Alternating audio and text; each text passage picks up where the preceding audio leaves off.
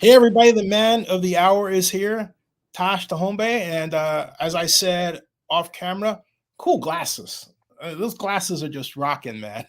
Taj, Thanks, man. it's great to have you here. And folks, my friend here is a executive who is a he's Rockin', man. oh, Taj. Thanks, I said it's so. Oh, that's you. Okay. and folks, my friend So here hold on here. Hold on. Okay. Executive who is a Oh, hey, I'm glad I'm not the only one who makes that mistake. Hey, Taj, what I say is it's so nice. I had to say it twice. Cool. And now I can't. Okay. Okay. What I say is it's so nice. Okay, there we go. Awesome. Is that better? Yeah, much better. All right. We are, or Weezer rocking, as Jar Jar Binks would say in Star Wars. At any rate, we've got we've got we've got a lot to talk about, but I'm going to introduce him. He is the CEO of Canyon Oaks, which is really a unique business concept. I think it is, as it my friend describes it, a diverse collection of brand houses with emphasis on the arts, sports, entertainment, elevated content, experiences, and advisory services. And you're a multifaceted artist, philanthropist, and executive, and you're doing work with the Visit Oakland Convention and Visitors Bureau or Authority. And on top of all that, you've got a new YouTube channel, which right here under your name, which I've subscribed to. And you're doing a lot, man. How are you doing? Well, first of all, thank you so much. And for your viewers, just so they know how to pronounce my name, it's Tashambe. Taj Tashombe. Tashambe. Yes, sir. And thank you, Zeni, for the opportunity to speak with you and to reconnect. And I'm doing well. I'm doing well. And as you know, the last year has been interesting, and I've been a very fortunate individual to embark upon some new opportunities. One you mentioned with Visit Oakland, and the new series we have premiering actually this Wednesday, July 12th. And it's called See Things From Our Side, which is a new show that chronicles the people, places, the vibrancy, and culture of Oakland and the East Bay. And I'm really excited to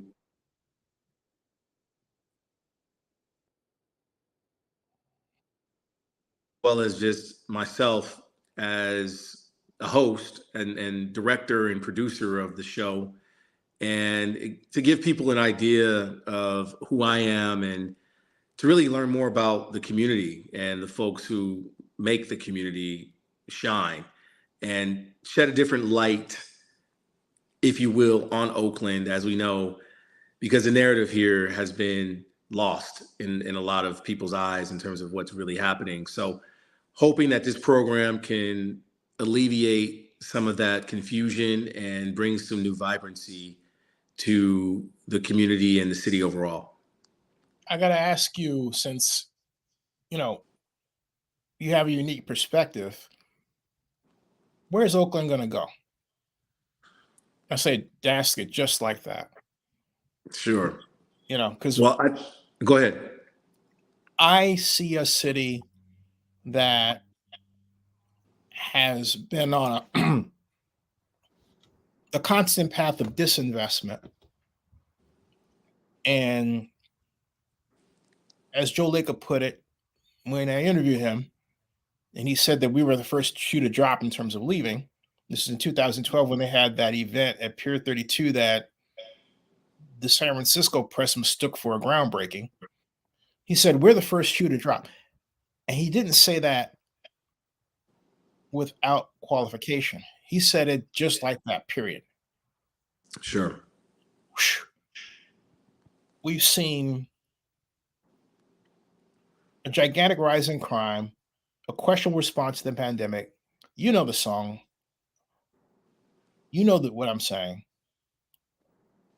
What, from your perspective, what do you see? What's happening and why? Well, I mean, I think you and I both know that this city, like many cities in America, are facing insurmountable challenges as it relates to everything. And we can top it off with crime. We can talk about unhoused, unsheltered people. We can talk about education. We can talk about economic vitality. We can talk about professional sports and entertainment. We can talk about affordability and housing. I mean, the list goes on and on. So this series of challenges is not unique to Oakland.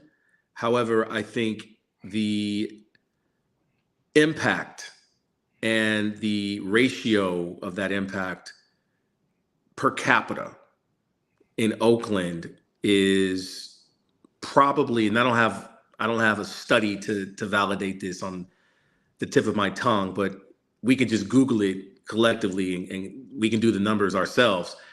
But I'm willing to bet that Oakland is near the top of the list in terms of cities that are disproportionately out of whack when it comes to the things I just mentioned, and particularly as it faces those challenges as it relates to people of color, Black and brown people, and the disenfranchisement of those communities as it relates to other cities of its size, of Oakland size, and larger.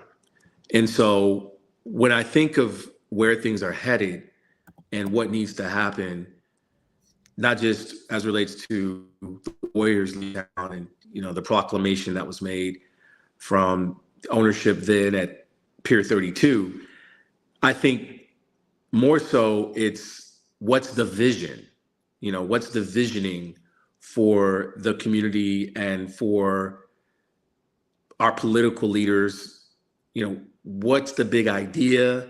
What are the things that will help to champion new thought, new thinking, and innovation, as well as how we solve the current issues that are afflicting the community as we speak.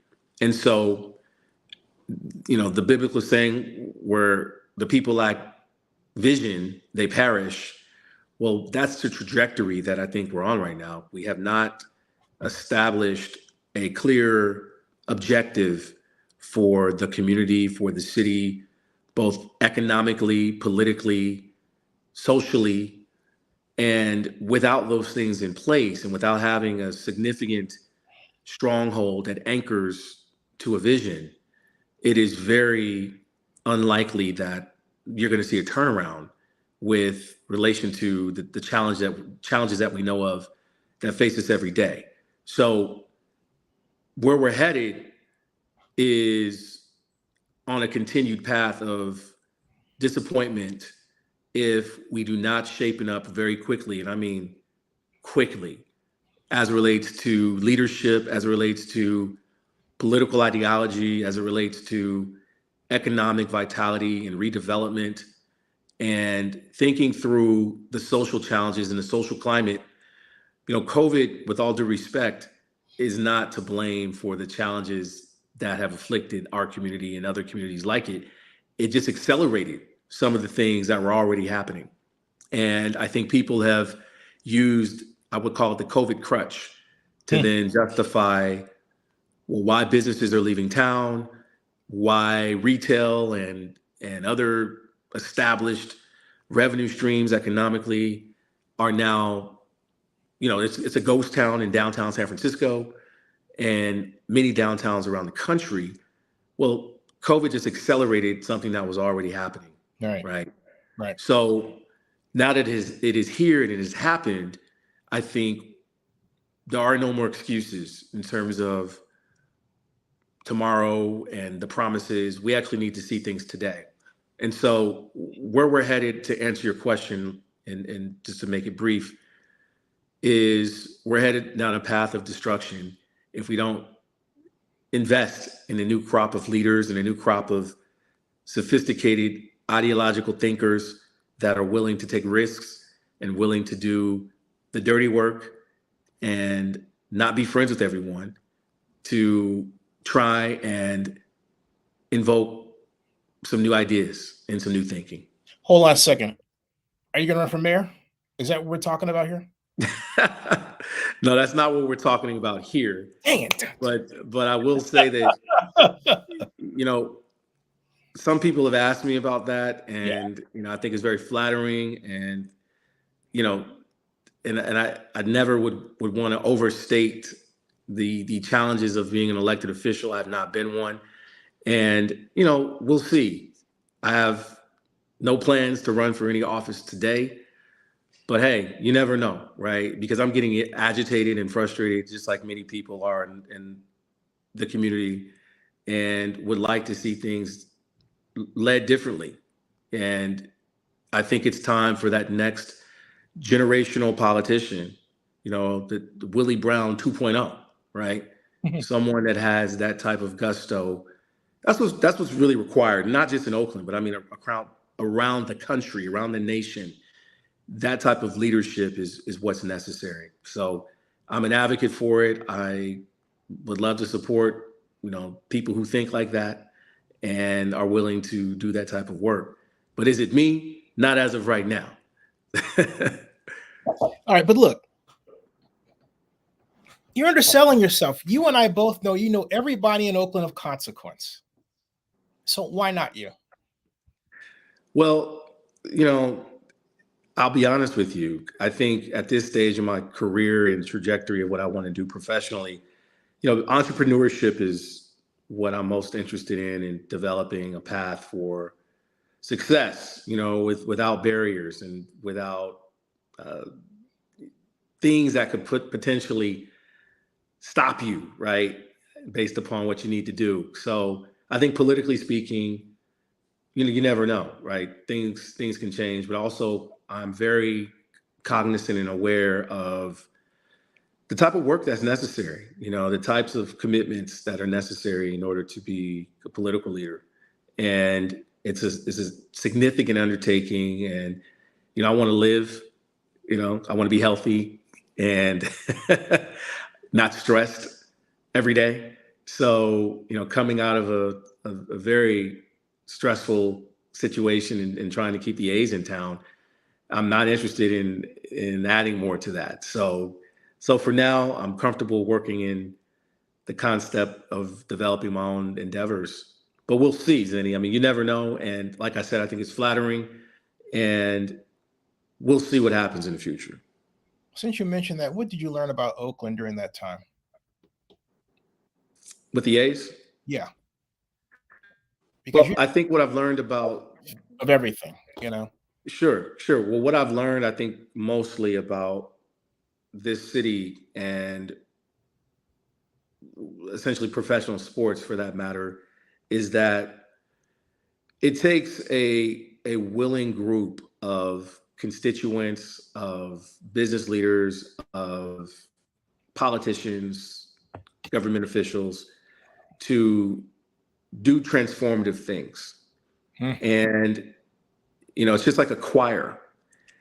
The most beautiful choirs, like, and I'm thinking back to like the Mississippi Mass Choir, you know, choirs that have, you know, tremendous range and octaves and harmony, and there's great synchronicity of how that choir can perform. And even, you know, most recently, like Sunday Service, which is the choir that Kanye West was leading. I mean, just beautiful. Yeah. You know, just that type of orchestration is what's necessary to sound beautiful and to resonate, you know, in a way that harmonizes and echoes through hallways. And I think that has been missed largely in our community, is that there was not a harmonization between all of the things that needed to take place sonically to synchronize the magnitude of the moment. And go ahead. No, go ahead. You know, I don't want to over talk you. I didn't mean it. Go ahead. What were you going to say? No problem. Yeah. I think that's the nature of it. That's the nature of big project development. It, like building the eastern span of the Bay Bridge, right? We know how long that took. We know how expensive that project became. Those types of projects just require tremendous coordination, willingness, passion, and vibrato to get it done. And I think that's what I learned the most, is that the orchestration and chorus of things need to be in alignment, and there has to be a willing participation for everyone to show up to choir rehearsal, right, at the same time, to learn their parts, to be respectful, and to support each other, and to help each other to make it a beautiful song, right? And without that coordination and without that participation across the board, it is nearly impossible to do the things that we want, right? And to produce the results that we want. So that's what I've learned the most, is that the coordination and the effort and the leadership and the conduction is, it has to be seamless and very well oiled and ran. And without that, it's not going to be successful. It almost begs the question: who or what group would you blame, or not blame, or even point to why that didn't happen? Well, I have nothing to add further Sure, sure. on that situation. I wish everyone the best. And at this particular juncture, I'm no longer a part of the organization, so I don't have any comment. Respectfully, Zenny, but I will say that Actually, what I was thinking about was I had been on a constant tear ever since the Raiders issue, and I said we have to prove as a city that we have the will and the initiative to complete big projects. And what I was going is you in a sense pushed me unknowingly in that direction, because you're talking about the will, right? And my thought was that, and I'm happy to be wrong about this, Taj, I really am. But the way that I see Oakland after 37 years of experience, working in it, is we're always talking about potential, right? But there's always some reason we didn't get there. And when I look back on it, it reminds me of when I wanted to run economic development and LEU couldn't get Ignacio to agree to make me the head. Instead, it was Bill Claggett. And I remember Robert said, Zenny, go talk to Claggett. So Claggett and I'm just saying this because, hey, I'm 61 and I can now. And I like Bill. In fact, I love Bill. But we had to go through what I'm talking about. And he said, Zenny, your problem is you talk like you think you know everything. Mm. And I said, Bill, I've talked like this since I was 6 years old, okay? So I'm not changing.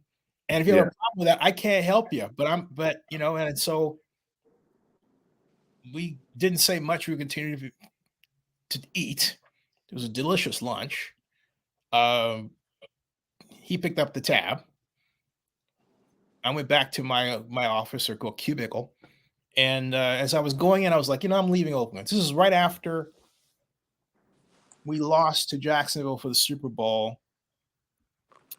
But then a few months after that, it was something that occurred that I didn't know about, and Bill didn't tell me. And so, actually, excuse me, I got that all in line. That was before the Super Bowl. It actually led to the Super Bowl. Because what happened was, I think Bill felt bad about what he said. And so I was walking out, I was like, heck with Oakland, I'm leaving. Mm-hmm. And I was going to do that. I had my office on the 11th floor of City Hall. I was going to pack up and go. And I ran into Robert. I ran into Mr. Bob, Robert Bob. Great guy. Awesome dude. Awesome dude, mentor. He said, "How did it go with Claggett?"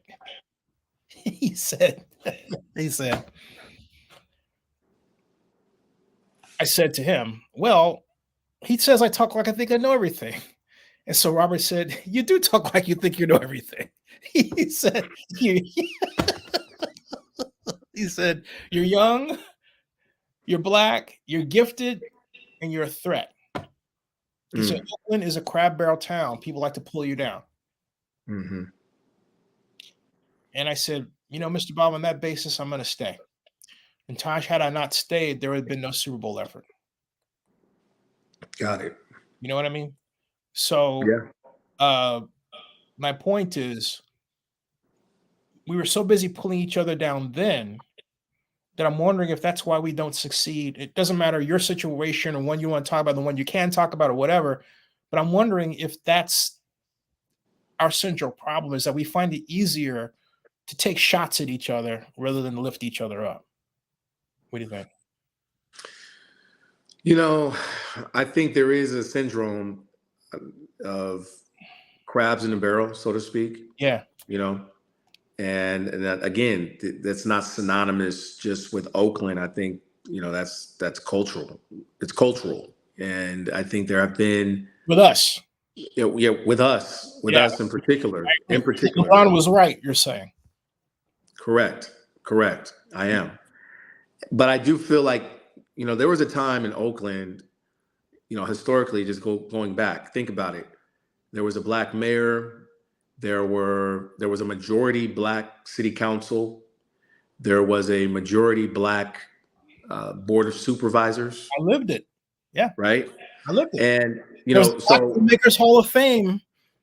right. I was the ring bearer on the red carpet for the Black Filmmakers Hall of Fame in 1976. Hmm. Yeah. Oh yeah, I lived So it. yeah, so thinking back, I mean, Oakland has had black leadership, and I don't want to just say like there were token leaders. There was significant decision-making leadership. And what do we do with that leadership? How do we evangelize the community, right? And set the pathway for future success. And some would argue that we did, and others argue, well, if we had done, why are we where we are now, right? And I think there are many factors that have contributed to our zeitgeist.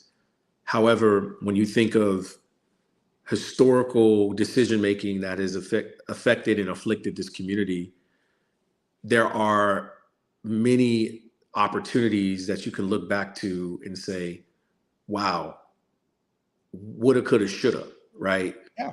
Yeah. And again, it goes back to vision. I think decision making, when it doesn't have significant long-term vision attached to it, it will shoot you in the foot, for lack of better expression. And I think Oakland has made its bed with short-term decision making, right? Yes, sir. So, Yes, sir. if you make your bed every day and you wash your face and brush your teeth, eventually you'll find yourself in a position where you have created a habit, right? And that's a good thing. It's a good thing to have. I love creating havoc. Habit. I was saying you'll create a habit. You'll create a habit. Oh, I was But thinking havoc. But no. You'll create a habit. You'll create a habit of consistency. yes. But at some point, you may outgrow your bed, right? You may outgrow the sheets on your bed. You may need a new toothbrush, right? If you use the same toothbrush for too long, the effectiveness of the bristles won't work, right? Right. And same thing, you'll need a new washcloth or a new set of towels. So I think we have kind of conditioned ourselves to use the same things over and over again, and without replenishment and without innovation, right? Absolutely. So we're still turning on faucets with our hands, whereas you can use sensors and water will come on for you. So it's just thinking through basic analogy to to demonstrate, I think, some of the missed opportunities and forward thinking that will help this community go into the next millennium, so to speak. But I'm wondering, Taj, I was thinking you were saying habit, and I was thinking havoc. And I was reminded of one of my favorite lines in movie history, uttered by Lieutenant Bill Kilgore in Apocalypse Now. I love the smell of napalm in the morning. Yes. And I do. I think a little conflict and a little, argument, not necessarily fisticuffs because then it delves into immaturity, but I do think a little healthy war once in a while is necessary. And I'm not asking you to agree or even happy to disagree with me or set me straight. But my point is, we're too nice and we let this stuff go on and we don't say, hey, you know what? This is time to stop. All right. Because we all know it's headed in the wrong direction. Yes. Okay. Yes. Yes. But I feel like we're watching a car on fire in the middle of 14th and Broadway. Okay. All right. Right. And we're just kind of like, videoing the moment as opposed to saying, hey, let's put out that fire. Right. Absolutely. I think we've gotten accustomed to accepting things that are less than acceptable. Yes. Right. Yeah. And I'm extremely frustrated with the condition of Oakland.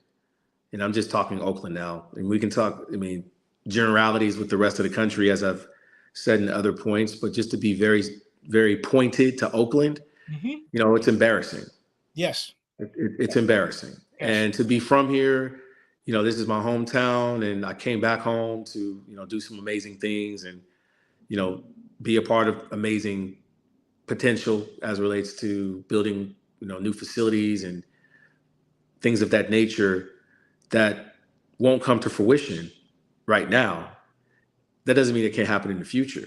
Right. But the only way, Zenny, that it will happen in the future is if those who have the means to invest in the community see an investable product.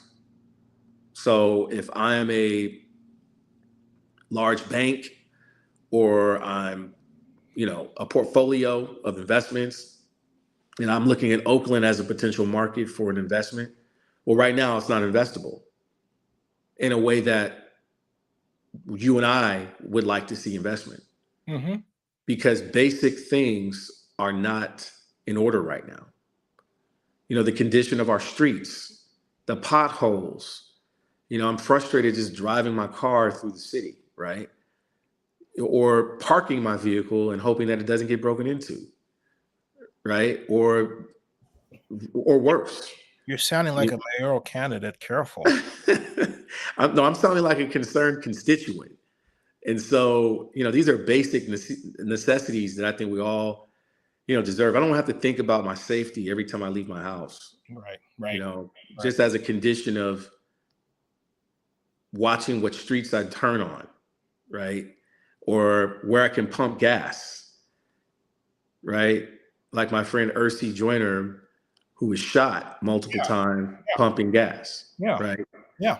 So when you think last time I was back, window smashed into, made a video about it. Exactly. It's a feeling of uncontrollable vulnerability. In other words, you don't know what's going to happen next. Correct. And that's something I don't like.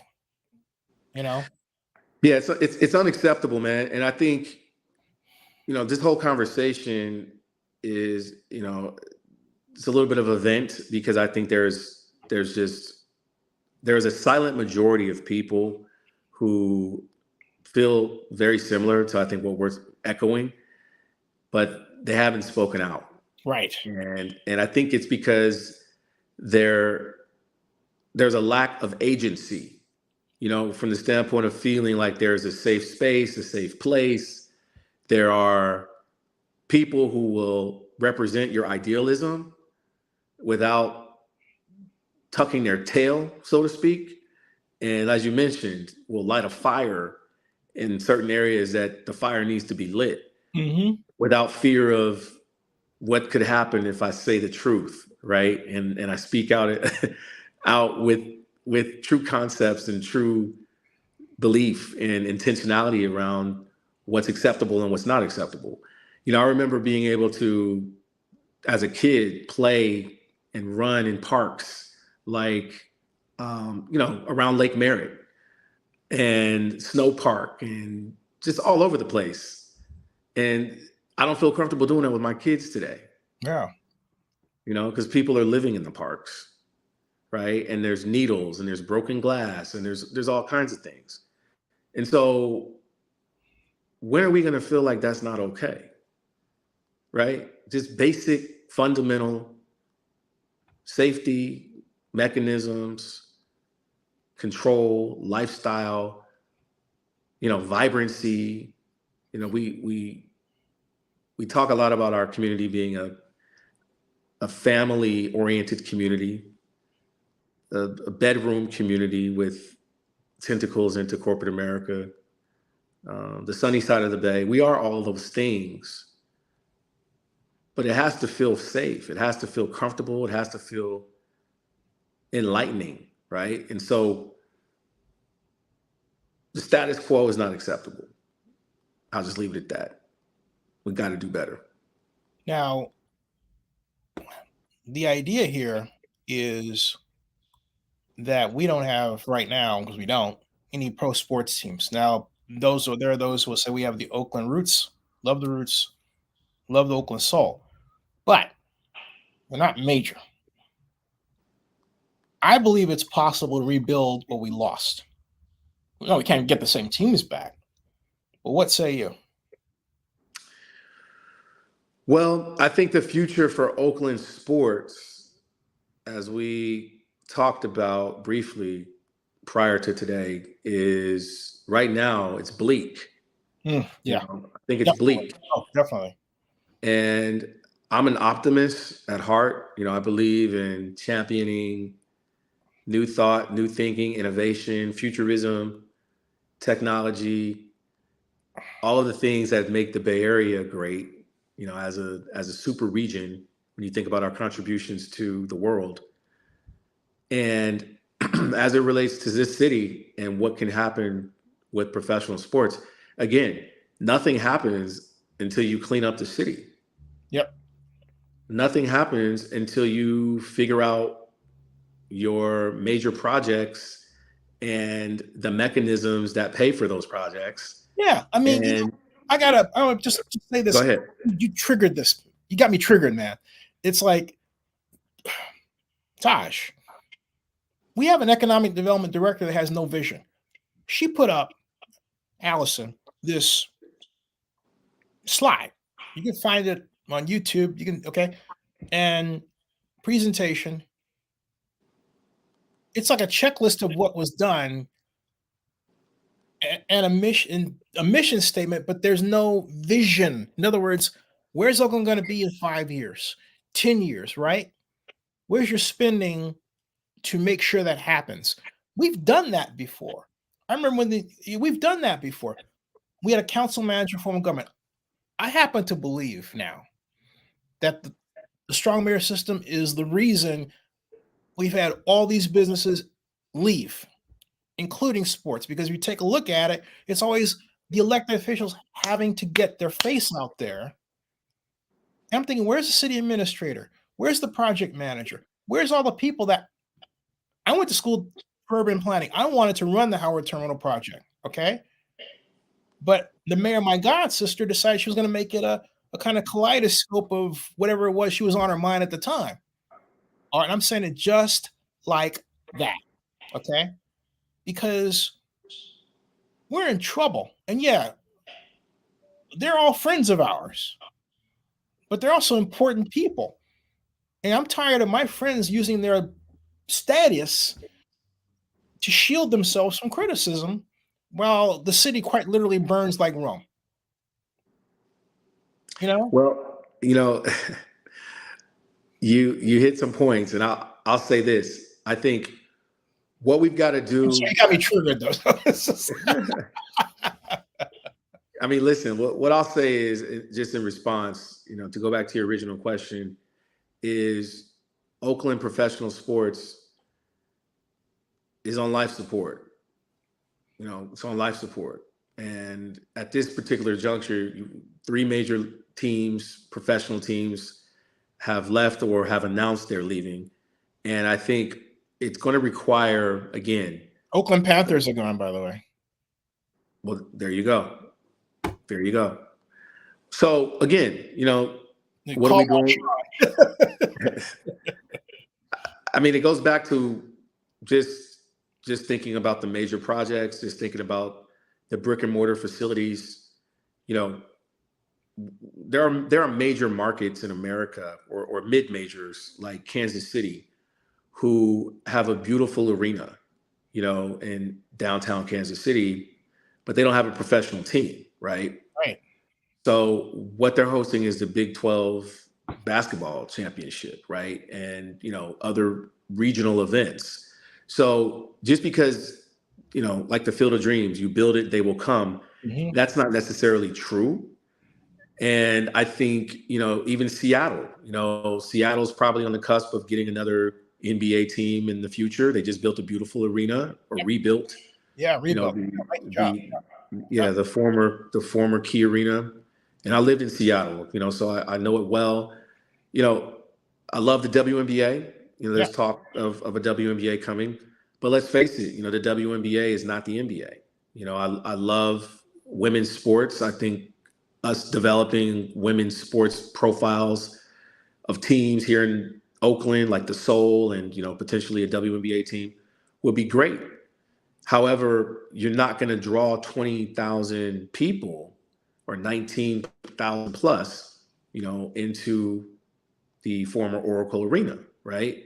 Right. So we've got to be realistic about what we can do and think about what being attractive to professional sports teams and owners and, expansion opportunities, what that looks like and why Oakland would even be considered. I mean, in all seriousness, why would Oakland be considered? Yeah. It wouldn't be considered by Major League Baseball, by the NFL or the NBA. Don't you think we need a sports commission, though? Say that again? Don't you think we need a sports commission? I think having a sports commission would be great, but it requires, again, you've got the JPA and you got some other factions that, they need to be dealt with in terms of what is their future, what really are they doing in terms of developing new opportunities. One of my solutions, Zinni, I'll just give you for sideshows, right? Sideshows are a huge issue in Oakland and across the Bay Area. Well, you got a huge parking lot at the Coliseum. Yep. And why aren't you commercializing sideshows then? Are you thinking about the Malibu lot? The Malibu lot, you could use any of the lots. And the Oakland Rich are like, no, that's ours. Just saying. well, that's what the JPA can figure out. But my point is, there's ample space there to provide perhaps some guardrails and a safe alternative to, recreationalizing sideshows and create an environment where they can be done safely, right? I mean, essentially, sideshows are the ghetto equivalent of drifting. Yeah. You're drifting. That's what it is. It's drifting. And we call them sideshows. So why don't we find a way to commercialize that, right? Uniquely Oakland. So, there are quick fixes and band-aids to things, but there's long-term, as I said, long-term visioning. And without thinking through the real market study to understand, like, what's the vitality of pro sports in Oakland specifically, you're just selling a pipe dream. So, at this stage, my biggest, okay, so you want to ask me, well, what would I do? Right? Yeah. Okay, so my big dream for the community and for Oakland and for the Bay Area as a whole is the Olympics. Yes. I think it's a no-brainer to go after another Olympic bid, and that's a placemaking opportunity that creates a domino effect of events that need to take place in terms of, showing up and cleaning up your communities, having a responsible plan of action over a course of a decade and a half, getting yourself in position as a super region to do something on a global stage. It revitalizes San Francisco, it revitalizes Oakland, it revitalizes San Jose, and all the 9 counties who could participate. That's what we need to do. We need to do another Olympic bid and think about, well, where would you put an Olympic stadium? Well, you could do it at the Coliseum. Yep. And where all the infrastructure is in place as far as transportation, et cetera. And you start to plus up ideas from there, right? Oakland Airport needs to be expanded. They're talking about how to do that expansion. You've already got the air tram. That's the idea I have. It's less about a pro sports team. It's more about a placemaking, game-changing event. Yeah. In my eyes. And then from there, I went to school in Atlanta. I went to college in Atlanta after the Olympics in '96.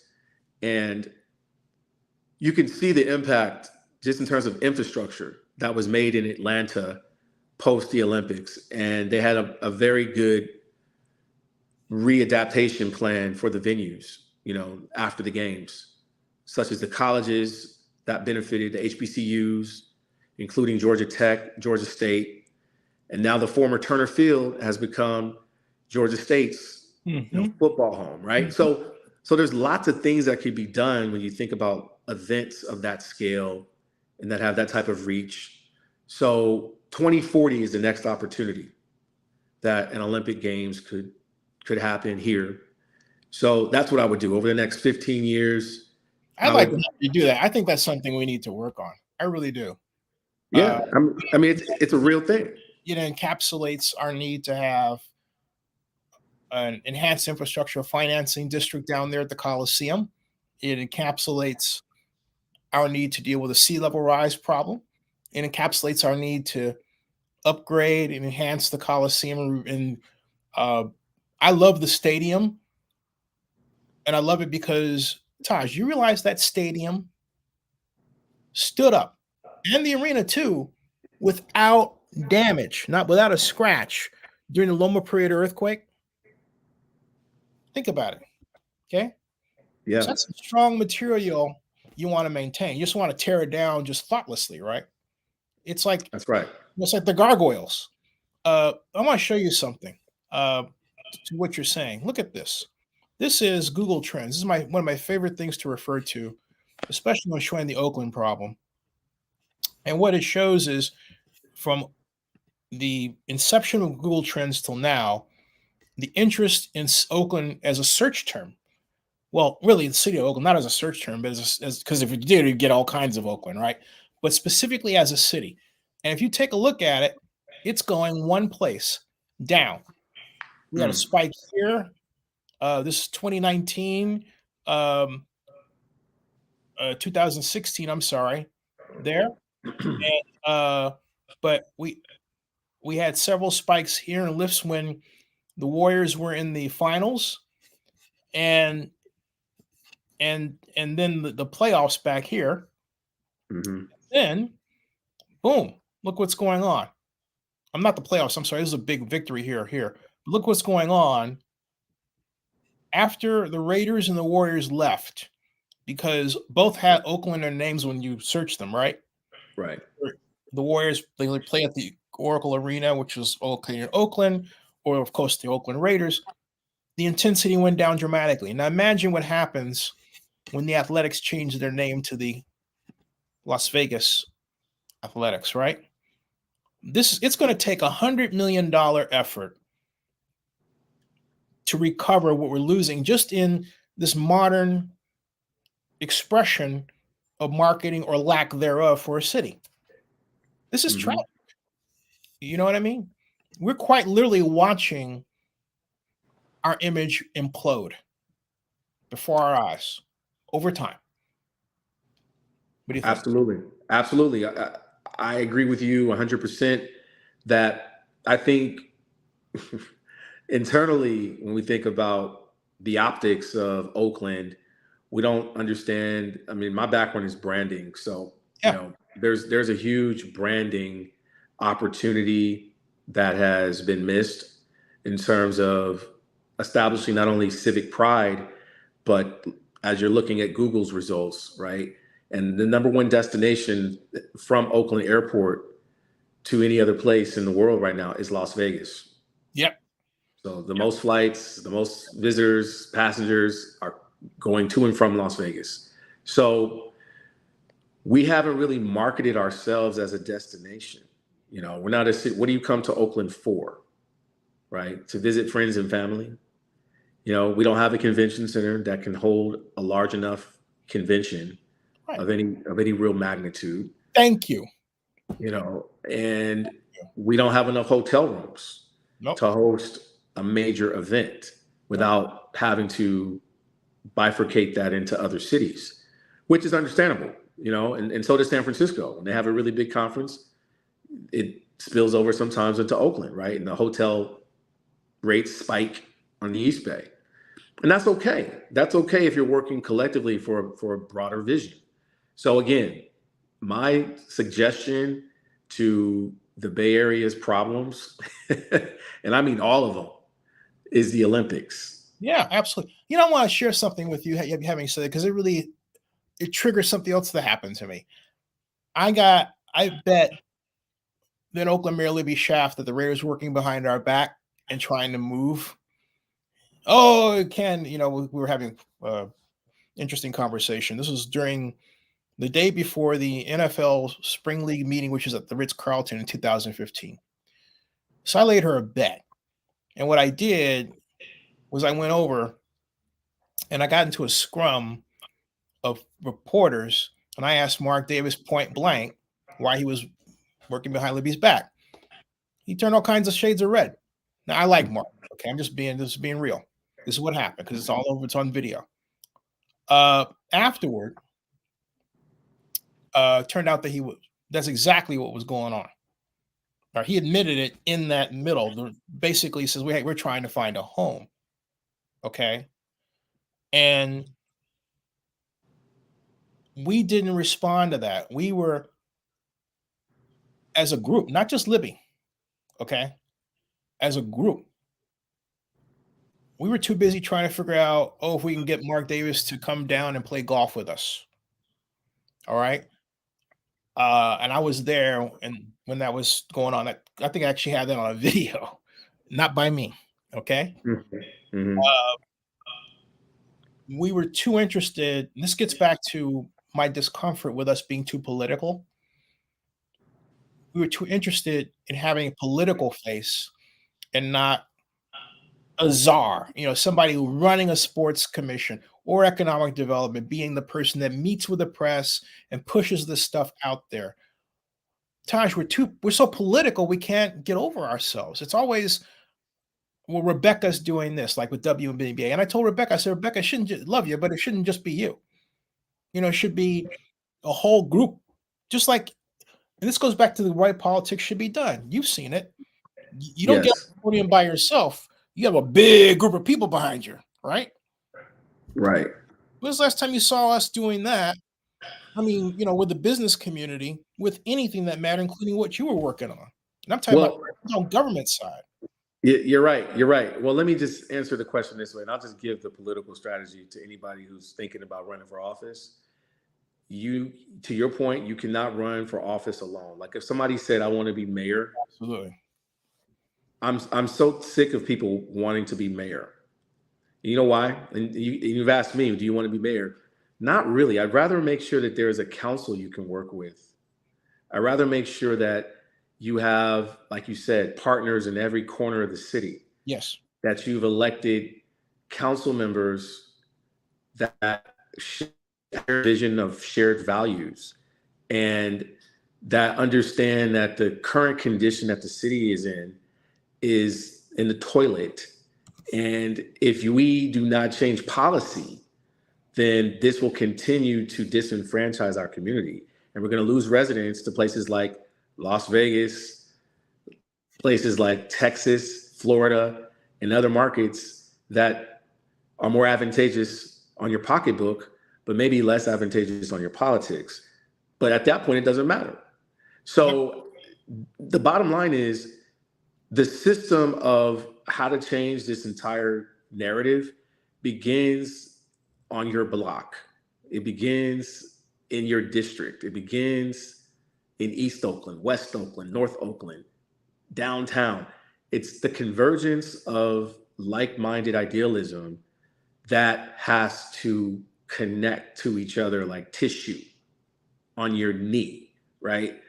And then it goes to your elbow, and then it goes to your hip, right? You've got to find the anatomy and the correct functional people with the right ideals to run for multiple offices simultaneously. Yes, absolutely. So it's not like the head of the dragon and you're going to roar your fire from your mouth and you're going to just scorch everything and you're going to make it awesome, right? This isn't Game of Thrones. Right. You know, this is not Game of We Thrones. might need a little bit of that. I'm just kidding. I mean, in a way it is. In a way it is. But you know what I'm saying? Like it requires partnership, you know, not the Lannisters, you know what I mean? Like it requires the partners of each quadrant of community, of business, of government, and you got to have the right DNA and the right connective tissue to work together. And that's not what's happening. What's happening right now is you have ideology and people individually that want to do certain things, but there's no there, and there's no trough of community support in other elected offices to carry through a vision. So that's the problem. You know, you know, it's not just city politics. It's the county. It's super region. It's other counties. It's other cities. It's state offices. You know, so you have to think about the ecosystem, right? If you want to get something done, you got to think about who is my counterpart at the state. You got people running now for Barbara Lee's seat. Where are they standing politically on certain issues? Because I need federal support on certain things. Do they have a vision for the Olympics? Do they have a vision for professional sports back in the community? You know, so it's like you got to get everybody in a room and say, why are you running for office? What are you trying to get done? Then you go to the next person. Why are you running for office? What are you trying to get done? And you can start to see like you're all talking about different things and there's no alignment. So therefore, we turn around and we look outside and see the community and there's no change because there's no alignment and there's no accountability to the people who are in office because they're not working together. I want to get your response to something, and I know we're closing out. I respect for your time, but although I got you, my time is yours. This is great. I mean, I don't want to push you out at all. I want you to stick around. But this is Joe Lacob, my interview with him in 2012. I want you to hear what he said to me. Was very involved in this, and I have to give them a lot of credit for being, great. Let me go back here. This is because it starts here. But he really came after us aggressively, and his staff. He's talking about the late Mayor Ed Lee. Mm-hmm. Some of the people, Jen Matz was very involved in this, and I have to give them a lot of credit for being, great visionaries and being entrepreneurs. Hey, Joe, I have to ask, how much of this is criticism of the JPA Coliseum as a guy who worked before the Coliseum? I mean, what really started this in the Oakland? There's no criticisms. Okay, I mean, clearly the previous ownership of the Warriors, not us, right, had issues that we all know in the courts with the JPA. When we came in, we did what we should do, which is settle all that. We wanted to have a clean slate, and we did that. Right. And we have a very good, I feel, a good working relationship with them. I do think it's not the easiest. It's a public venue. We don't have control of the venue. It's not the easiest thing to manage, and it's an old building, and there are a lot of problems. But that has really nothing to do with this. At the end of the day, we really looked everywhere and we said, where is the single best place if we're going to invest a lot of money? And in San Francisco, Oakland, San Jose, wherever you are, California, pretty much, we knew it had to be privately financed. Right. We're going to write a check. If we're going to do that, we had to pick what was the best place for our fans, the best place for our investors, best place for everybody. But Oaklanders are going to wonder, was Oakland aggressive enough in keeping you guys? Well, I don't want to get in trouble with Mayor Kwan. Right, right. I think they're challenged because they have 3 teams that they're dealing with. And, in all fairness, I'm being empathetic here. Yeah, I understand. They have a difficult situation. And, it's not like they can go build 3 stadiums. That doesn't happen anymore in this day and age. So, and with our redevelopment, because redevelopment's killed. Redevelopment monies went away. You know. It's a difficult situation. Right. And I think that, they will be successful, I'm sure, at keeping at least one of those franchises. And they need to focus and work real hard to do that. We just felt for us, we're the first shoe to drop, I guess you could say. Right. But Think about that. Okay. Just felt for us, we had to make an objective, independent decision that was the best thing for us long term. I think if you come here, you look at this, and you get approached by San Francisco in a way that was so aggressive, so entrepreneurial, so positive, it's kind of a hard package to beat. What's the total price tag for this? I'll stop it right there. What do you think about what you just heard? I think Joe was spot on. I think he was spot on about a lot of things he said there. I mean, he's, what I respect about them is, and I say them being their franchise, is that I think he's been a straight shooter all along about his intention. I remember the opening press conference when they hired Mark Jackson. Mm-hmm. And it raised a lot of eyebrows because they had that press conference in San Francisco. Yeah. Right. They had that in San Francisco. And, so they said straight out from the gate, what their intention was. But I think the difference there, to be honest, is we have to remember that the Warriors used to play in San Francisco. When they came to Oakland from San Francisco. Right. And I think they've been successful here in Oakland, and they were unsuccessful in Oakland for a long time too. So, the big picture is the team is still in the Bay Area. They're still in the Bay Area, which is a good thing. There is a new venue that's in the Bay Area that can host events, and they're going to go after the All-Star game I recently saw, for the NBA. Mm-hmm. So, good for them, right? In terms of what they've accomplished. I think, that ownership group deserves a lot of credit. Yeah. Now, as it relates to Oakland, though, specifically, again, where was the Willie Brown-esque East Bay politician to say, hey, look, Joe, the Warriors, man, yeah, they may have played in San Francisco, 45 years ago at that time, but this is Oakland's team now, man. That's right. This is what I'm getting at. There was no, all right. Where was the Dan Doctoroff? Who is that? Dan Doctoroff came up with a plan to bring the Olympics to New York. It didn't work out because he couldn't get the whole West Side Stadium issue solved. And he ran into Sheldon Siegel and Sheldon Silver, and some other politicals there. That was one of my favorite projects to study. Or a person that I cold called and tried to meet in 2010 when I first started covering CES Las Vegas, and that was Stephen Hill. So Steve, my relationship with him predates the Raiders. Okay. And my point is, economic development czars, Elizabeth Hollander, who built the Harold Washington Library Complex in Chicago, people that I admire when I went to school is Hans Blumenfeld, wrote a famous book in 1960s. I can go on and on and on. These are the people, public officials. One reason why I was proud to go into city planning and want to be a planner is I met a port commissioner who was on the New York Port Commission, who was the magical example of how public officials should be. Then there was a person I met who was my first client as a consultant. That was Ed Lee. I have Ed, I could have popped up his video about what they did. But out of respect for time, I didn't. These were aggressive public officials. They were not politicians. I have an issue with, we're always looking for a politician to do something. And it's like the elected officials are pushing the trained public officials in the background who understand tax increment financing, who understand process in terms of development, who understand public-private partnerships in the Oakland context, and we're getting nothing done. That's what I have an issue with. I think you're 100% right.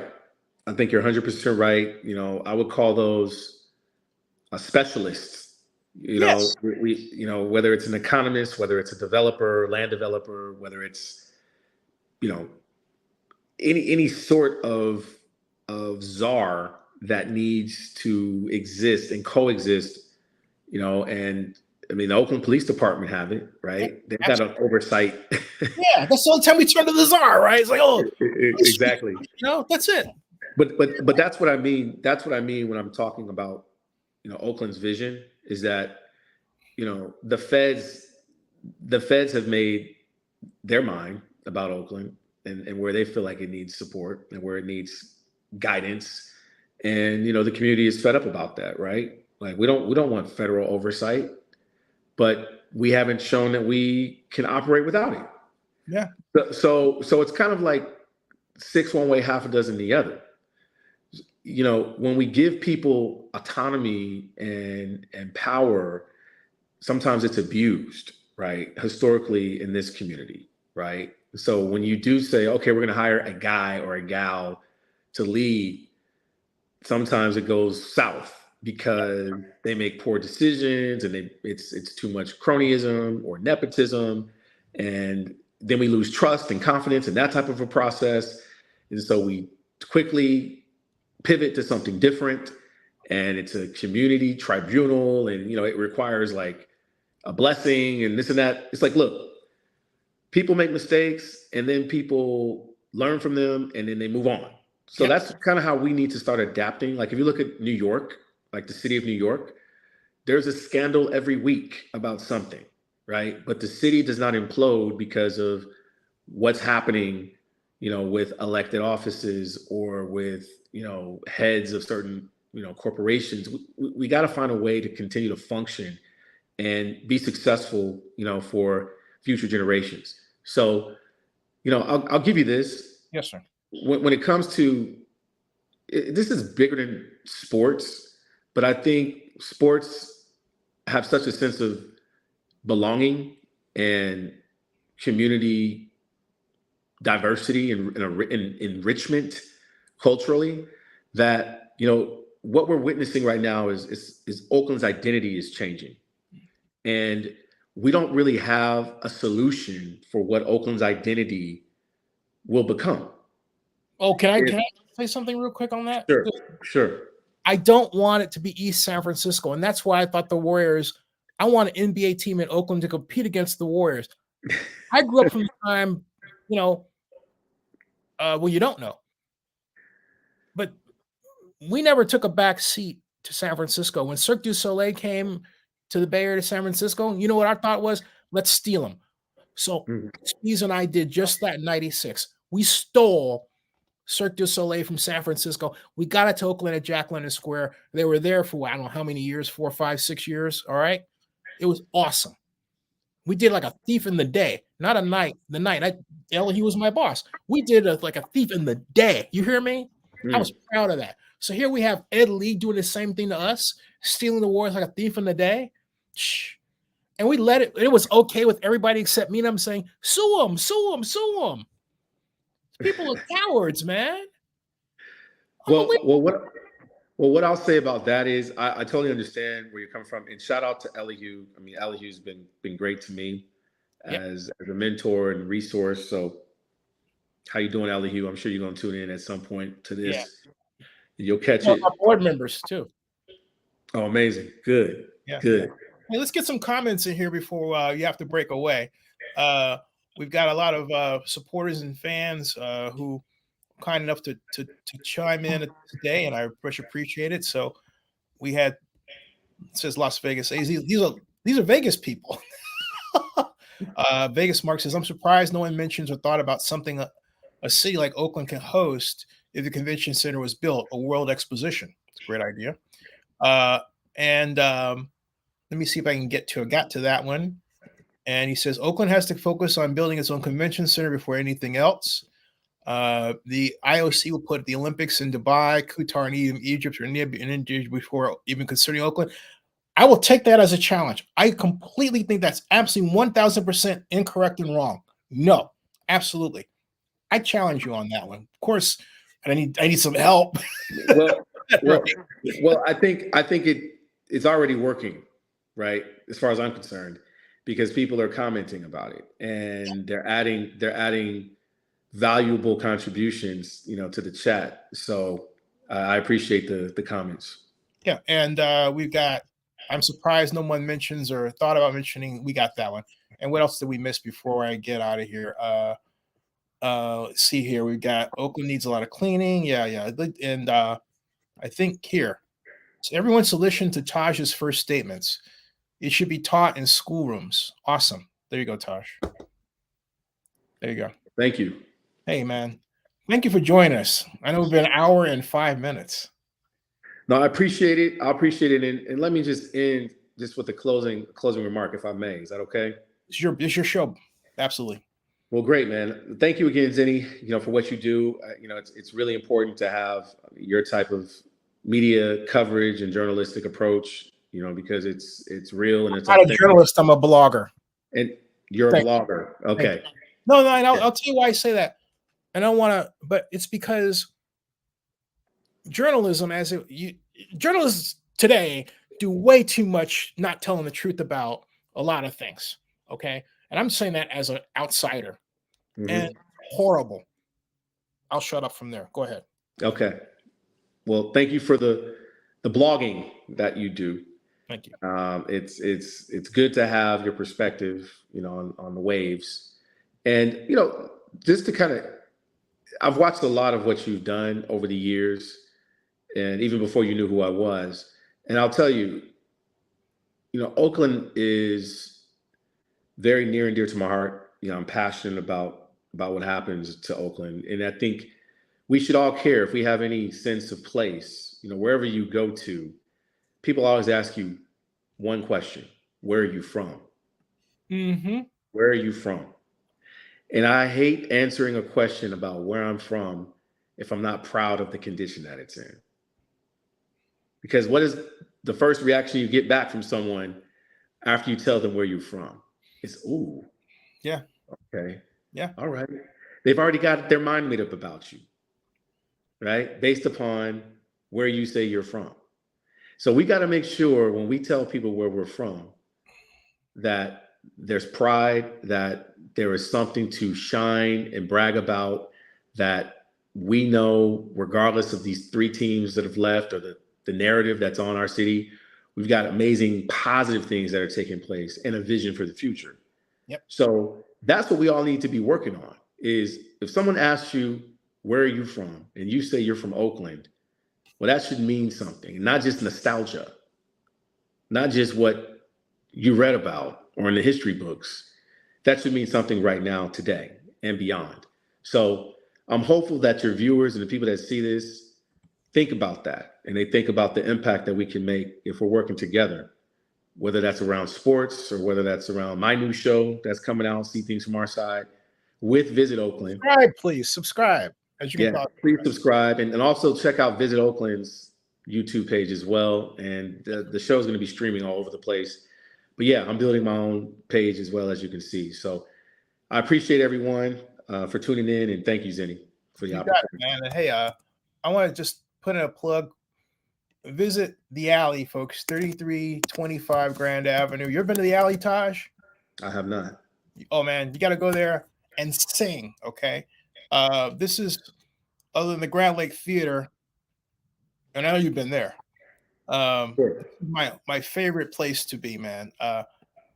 They got the best steaks in the Bay Area. I'm telling you. Okay, I did that before the Chronicle did. All right, the Alley. All right, and okay, Taj, come on back, man. And remember, folks, do this, please. Subscribe. All you have to do is type his name. All right. All right. All right. And type his name in Google. You will see YouTube. It comes right up. Subscribe. and go from there. So, Taj, thank you, and stick around to be in the backstage, folks. We'll see you soon. Thank you so much. That ends this broadcast.